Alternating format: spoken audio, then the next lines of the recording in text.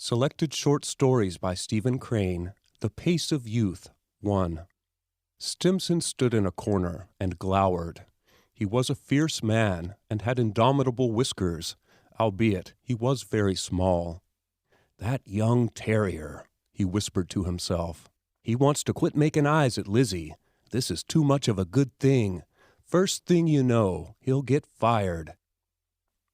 His brow creased in a frown. He strode over to the huge open doors and looked at a sign. "Stimson's Mammoth Merry-Go-Round," it read, and the glory of it was great. Stimson stood and contemplated the sign. It was an enormous affair. The letters were as large as men. The glow of it, the grandeur of it, was very apparent to Stimson. At the end of his contemplation, he shook his head thoughtfully, determinedly.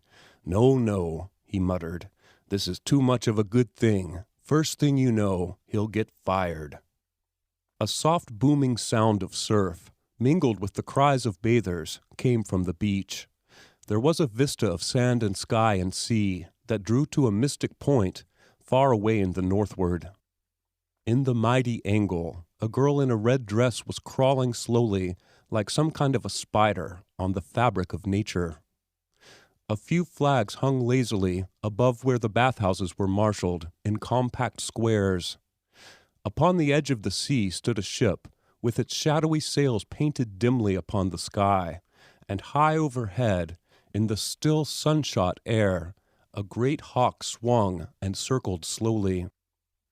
Within the merry-go-round there was a whirling circle of ornamental lions, giraffes, camels, ponies, goats, glittering with varnish and metal, that caught swift reflections from windows high above them. With stiff wooden legs, they swept on in a never-ending race, while a great orchestrion clamored in wild speed. The summer sunlight sprinkled its gold upon the garnet canopies, carried by the tireless racers, and upon all the devices of decoration that made Stimson's machine magnificent and famous. A host of laughing children bestrode the animals, bending forward like charging cavalrymen, and shaking reins and whooping in glee. At intervals they leaned out perilously to clutch at iron rings that were tendered to them by a long wooden arm. At the intense moment, before the swift grab for the rings, one could see their little nervous bodies quiver with eagerness.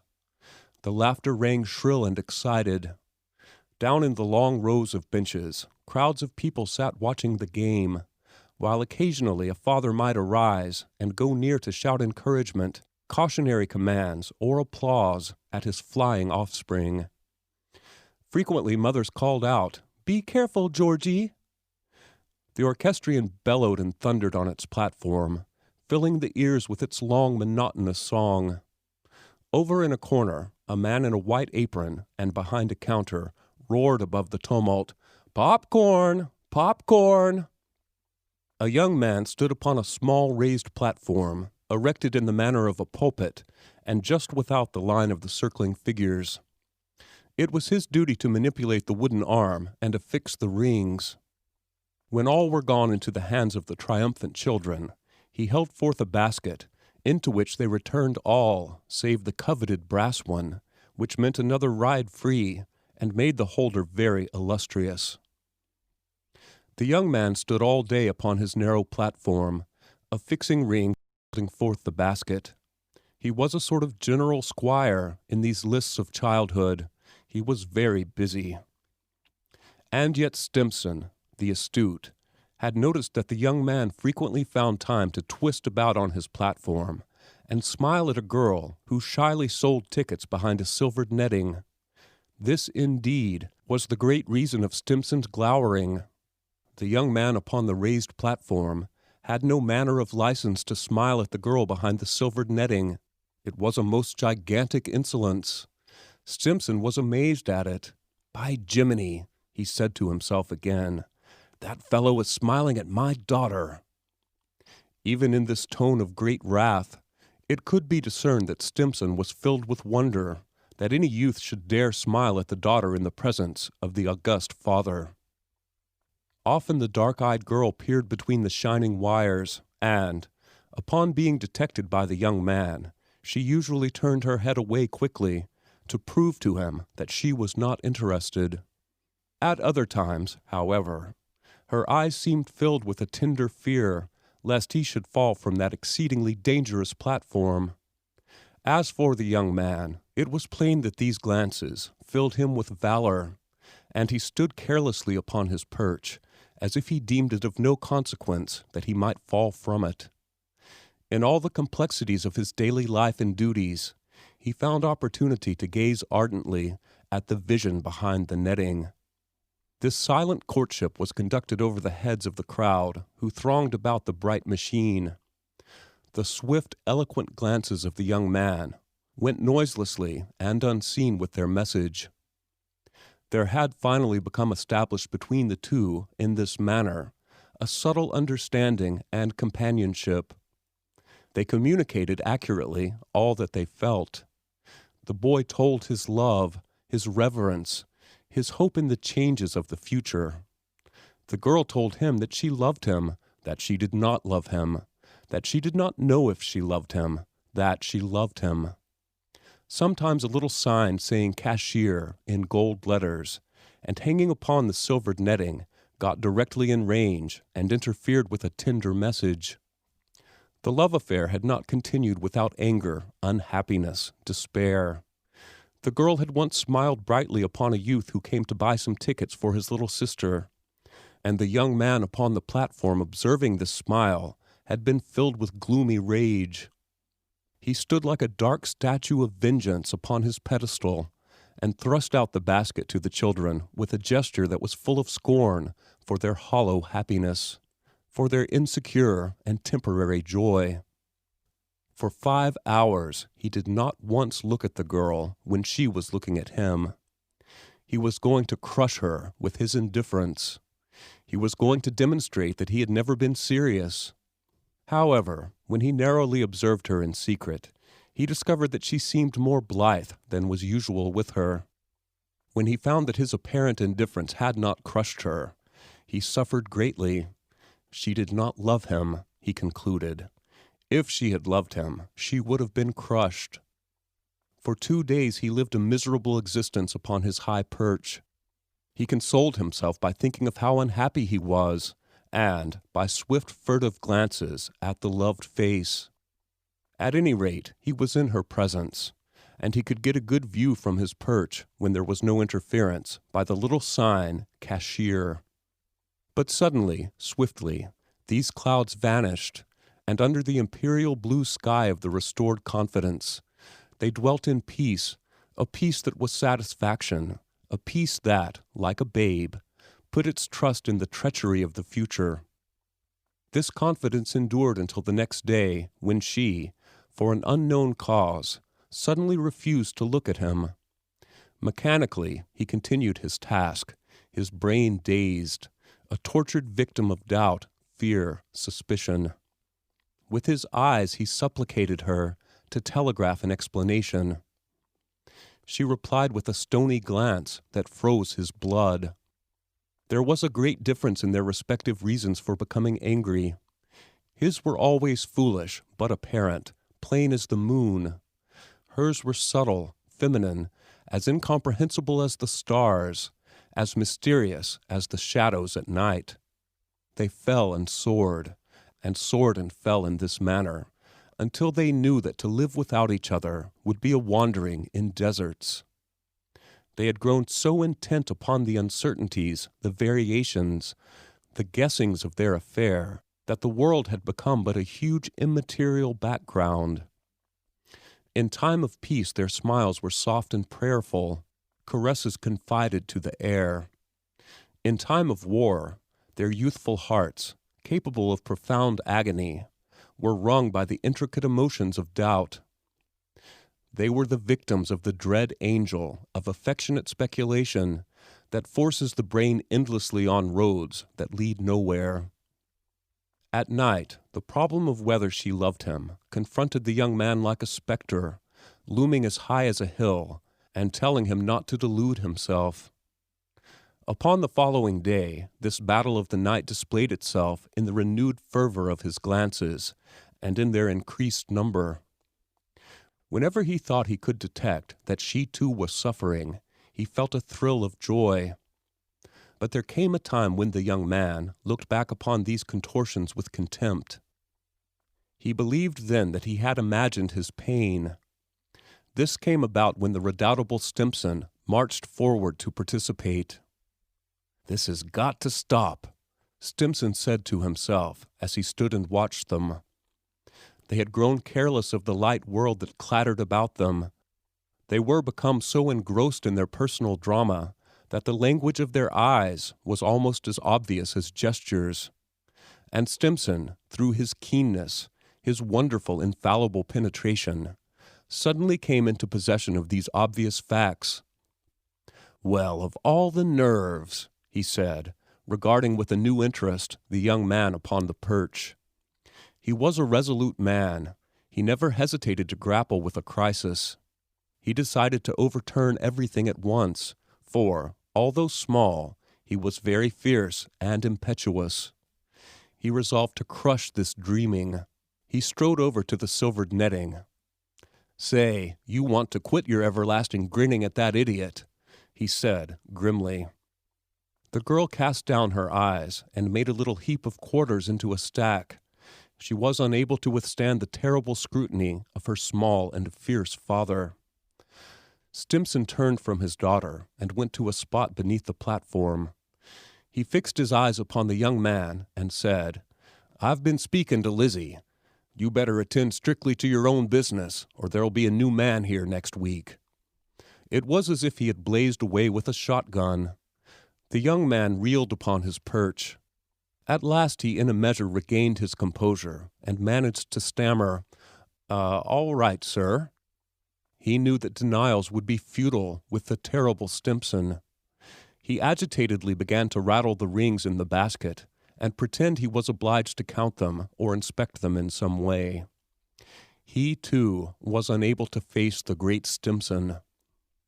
For a moment Stimson stood in fine satisfaction and gloated over the effect of his threat. "I've fixed them," he said complacently, and went out to smoke a cigar and revel in himself.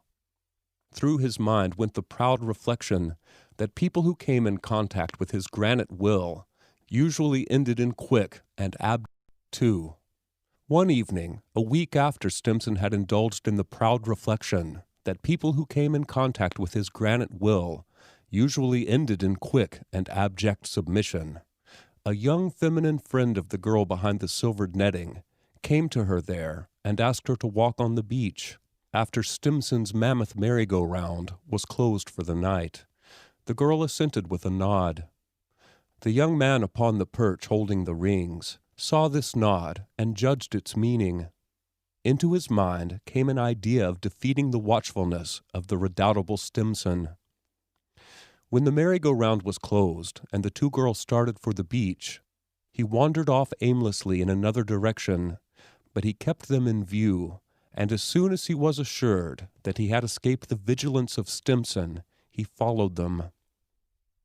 The electric lights on the beach made a broad band of trimmering light, extending parallel to the sea, and upon the wide walk there slowly paraded a great crowd intermingling, intertwining, sometimes colliding. In the darkness stretched the vast purple expanse of the ocean, and the deep indigo sky above was peopled with yellow stars. Occasionally, out upon the water, a whirling mass of froth suddenly flashed into view, like a great ghostly robe appearing, and then vanished, leaving the sea in its darkness, from whence came those bass tones of the water's unknown emotion. A wind, cool, reminiscent of the wave wastes, made the women hold their wraps about their throats and caused the men to grip the rims of their straw hats. It carried the noise of the band in the pavilion in gusts. Sometimes people unable to hear the music glanced up at the pavilion and were reassured upon beholding the distant leader still gesticulating and bobbing, and the other members of the band with their lips glued to their instruments. High in the sky soared an unassuming moon, faintly silver. For a time the young man was afraid to approach the two girls. He followed them at a distance and called himself a coward. At last, however, he saw them stop on the outer edge of the crowd and stand silently, listening to the voices of the sea. When he came to where they stood, he was trembling in his agitation. They had not seen him. "Lizzie," he began, The girl wheeled instantly and put her hand to her throat. "Oh, Frank, you frightened me," she said, inevitably. "Well, he stuttered. But the other girl was one of those beings who are born to attend to tragedies. She had for love a reverence, an admiration, that was greater the more that she contemplated the fact that she knew nothing of it. This couple with their emotions awed her, and made her humbly wish that she might be destined to be of some service to them. She was very homely. When the young man faltered before them, she, in her sympathy, actually overestimated the crisis and felt that he might fall dying at their feet. Shyly, but with courage, she marched to the rescue. "Why don't you come and walk on the beach with us?" she said. The young man gave her a glance of deep gratitude, which was not without the patronage which a man in his condition naturally feels for one who pities it. The three walked on. Finally, the being who was born to attend at this tragedy said that she wished to sit down and gaze at the sea alone. They politely urged her to walk on with them, but she was obstinate. She wished to gaze at the sea alone. The young man swore to himself that he would be her friend until he died. And so the two young lovers went on without her. They turned once to look at her. "Jenny's awfully nice," said the girl. "You bet she is," replied the young man ardently. They were silent for a little time. At last the girl said, "You were angry at me yesterday." "No, I wasn't." "Yes, you were, too. You wouldn't look at me once all day." "No, I wasn't angry. I was only putting on." Though she had, of course, known it, this confession seemed to make her very indignant. She flashed a resentful glance at him. "Oh, were you indeed?" she said, with a great air. For a few minutes she was so haughty with him that he loved her to madness. And directly this poem, which stuck at his lips, came forth lamely in fragments. When they walked back toward the other girl and saw the patience of her attitude, their hearts swelled in a patronizing and secondary tenderness for her. They were very happy. If they had been miserable, they would have charged this fairy scene of the night with a criminal heartlessness. But as they were joyous, they faintly wondered how the purple sea, the yellow stars, the changing crowd under the electric lights, could be so phlegmatic and stolid. They walked home by the lakeside way, and out upon the water those gay paper lanterns, flashing, fleeting, and careening, sang to them, sang a chorus of red and violet and green and gold, a song of mystic lands of the future. One day when business paused, during the dull, sultry afternoon, Stimson went uptown. Upon his return, he found that the popcorn man, from his stand over in a corner, was keeping an eye upon the cashier's cage, and that nobody at all was attending to the wooden arm and the iron rings. He strode forward like a sergeant of grenadiers. "Where in the thunder is Lizzie?" he demanded, a cloud of rage in his eyes. The popcorn man, although associated long with Stimson, had never got over being dazed. They've gone round to the house," he said, with difficulty, as if he had just been stunned. "Whose house?" snapped Stimson. Your house, I suppose," said the popcorn man. Stimson marched round to his home. Kingly denunciations surged, already formulated, to the tip of his tongue, and he bided the moment when his anger would fall upon the heads of that pair of children. He found his wife convulsive and in tears. "Where's Lizzie?" And then she burst forth. "Oh, John, John, they've run away. I know they have. They drove by here not 3 minutes ago. They must have done it on purpose to bid me good-bye. For Lizzie waved her hand sad-like, and then before I could get out to ask where they were going or what, Frank whipped up the horse." Stimson gave vent to a dreadful roar. Get my revolver. Get a hack. Get my revolver. Damn, do you hear? What the devil?" His voice became incoherent.